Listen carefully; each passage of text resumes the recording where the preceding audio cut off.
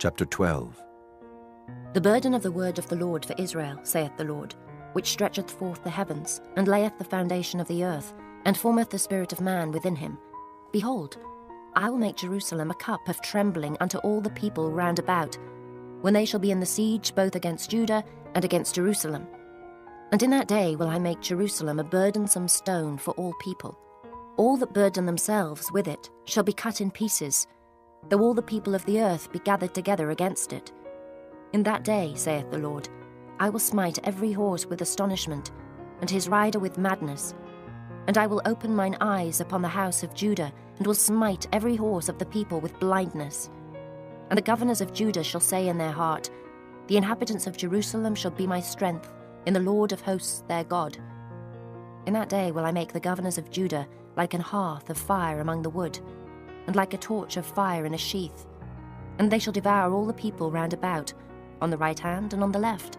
And Jerusalem shall be inhabited again in her own place, even in Jerusalem. The Lord also shall save the tents of Judah. First, that the glory of the house of David and the glory of the inhabitants of Jerusalem do not magnify themselves against Judah. In that day shall the Lord defend the inhabitants of Jerusalem. And he that is feeble among them at that day shall be as David, and the house of David shall be as God, as the angel of the Lord before them. And it shall come to pass in that day that I will seek to destroy all the nations that come against Jerusalem. And I will pour upon the house of David and upon the inhabitants of Jerusalem the spirit of grace and of supplications.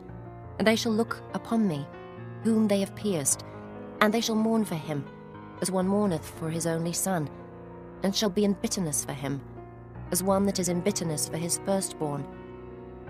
In that day shall there be a great mourning in Jerusalem, as the mourning of Hadad-rimmon in the valley of Megiddon.